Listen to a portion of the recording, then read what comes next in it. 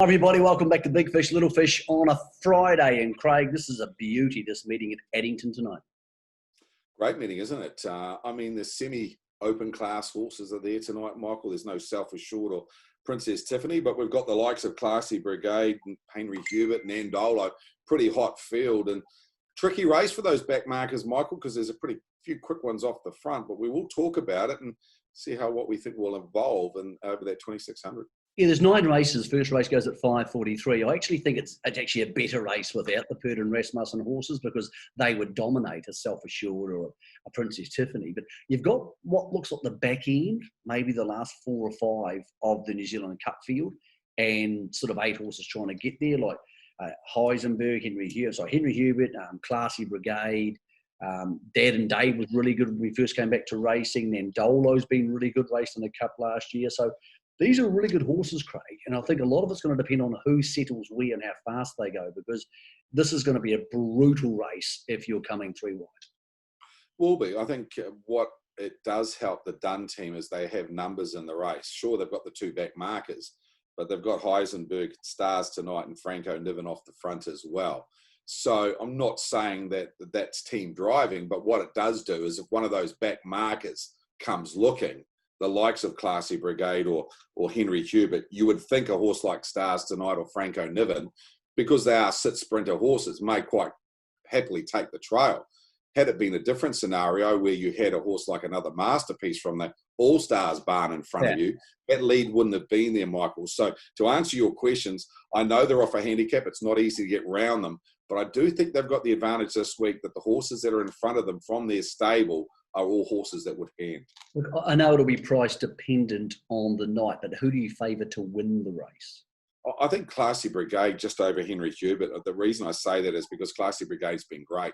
He's been beaten by Self-Assured in his last 2 starts, and he hasn't been disgraced. He stepped quickly off his 10-metre handicap to find the front. Well, he's off 20 this week, and he hasn't got those 3 that beat him home last week. So I think he's clearly probably going to open favourite. I'm not sure what they'll give you for him, but I do think he's the horse to beat with Blair aboard. I think Henry Hubert's the big improver. I thought he's just been a bit fat, Michael. I think a couple of starts under his belt now. Again, he's been stepping away, so that hasn't been a problem to him. I do like the back 2 here, probably Classy Brigade over Henry Hubert. Yeah, it's easy to forget Classy Brigade won the Kaikoura Cup last year and 3rd, of course, in the New Zealand Cup, and was a bit luckless as well. So he is the class horse of the field, even though he's been around for a while. Talking about class horses, 4th on the card sees Enhance Your Calm against Majestic Man. Majestic Man, I think, is a better horse than Enhance Your Calm, but Enhance Your Calm looked a lot happier horse last start. I know things went his way, and I'm not saying he'll beat Majestic Man. Back to the mobile, I thought Majestic Man might cross him at the start. Is that how you saw the 4th on the card? I do, but I probably see Enhance Your Calm on his back, Michael, because he'll get across Reckless Kayla at the start. So in either scenario, it does look like the 2 favourites going to lead or trail, so they both get their opportunity. It's not like one's going to be clearly a long way further ahead of the other. Yeah, I agree with you. I thought Enhance Your Calm really turned that form around in the space of 7 days because he did a good job last week. So, and he looked very happy in his gait. That's probably the best I've seen him trot for a long time. So, again, Majestic Man, 1980, mobile. That's probably his go. Short distance racing, find the front, control the tempo. He's the horse to beat. Yeah, there's no pressure in the race. And that means Majestic Man might be able to dawdle around and come home in 27. So he'll probably win. I trust him more. I wouldn't be surprised if Enhance Your Calm did 1 or 2 really big things this season, but I also wouldn't be surprised if he finished last in about 3 races. So I don't trust him enough to back him to beat Majestic Man, even though he could. Another horse I don't trust is his stablemate, American Pride. He's in race 7. Back to the mobile's really going to suit him. So I thought he probably finds himself in the right type of race, but his reputation's so big and his price is so small, I don't feel like I'm ever getting value on my back. Well, you're not, because he's won 1 from 5 and he started favouring all 5 of those, Michael. So he's a horse that standing start, he hasn't got it right. So the mobile will certainly enhance his chances of doing it right. Really, it's his race to lose, Michael. I probably see him rolling forward. There's the likes of Andover Love in there, who was very disappointing last start, but you know with Paul Nairn, that form will turn around very quickly. Ayarangi's a nice trotter, but to be fair, American Pride, he raced Muscle Mountain last week and he started favourite. That was the reputation of him, and that included the likes of Heavyweight Hero. Both are neither here, and he gets the mobile this week. So if he was $2.40 or $2.60 last week, he's going to be under $2 this week. What else do you like at Addington for a Friday night race meeting? Because, Craig, there's a lot of people around the country who are going to be in a slightly finicky, annoyed mood, and that might be the best version of them at the moment. So I think a lot of people are going to want a beer and a punt if you're that way inclined. You can't help us with the beer because you're on lockdown in Auckland. Yeah. You can probably help us with the punt.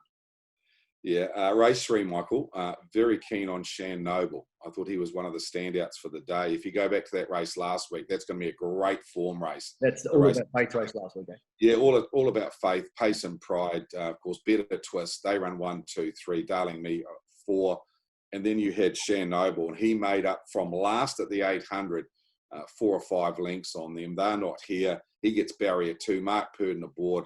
I thought he was near enough to bet of the night. I know he's got a nice draw. Of course, owned by Gerald Chan. It'd be nice.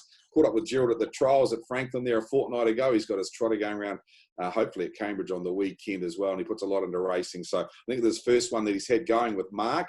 It'd be nice if he could get a win with Shan Noble. And the other one I really like is Arden Messi. Forget the run on Sunday. Lock wheels in the junior drivers race. Tim Williams back on board. Knows the horse well. When he got beaten 2 weeks ago, Michael, I think it's a case where he's a real dumb horse in front. He either needs blinds or he needs something to be chasing down. When he's in front, he tends to wait for them. When he's outside the leader, he can run them down, or if he comes off the speed, he can get over the top of them. I just don't like him in front at the moment, so I wouldn't be surprised if they drive him cold. Tim Williams will be looking for 500 plus after getting to 500 career wins for domestic wins too.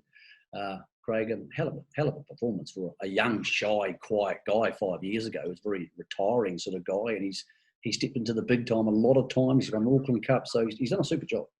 Well, I tell you what I've noticed about Tim, especially in the last 12 months, Michael, since we've come back from racing, probably in the last 3 months, is his attitude when he's been presented with media assignments and things like that, even if it's been on Zoom or through Facebook and stuff like that. Really, really in-depth conversation on how he thinks the race is going to be run and how he predicts his horse will react. Not just the All-Stars, but driving for other stables, whether he's been the second driver for Robert Dunn. Really like his attitude at the moment on how he's sitting down and analysing a race. And we know that if you're a really good driver, or the top 5 drivers in the country, not only their drive they're looking at the main dangers as well. Yep, he's doing a super job. That's what happens when you're a father, Craig. You have bills to pay, as you know. With the other little fishes in your life floating around. Mate, first race of the year goes at 5:43 tonight. We'll be back on Sunday because we're going to head to Oamaru for the first time in a long time. We're going somewhere which isn't Addington, Invercargill, Cambridge or Alexandra Park. Join us for Big Fish, Little Fish there.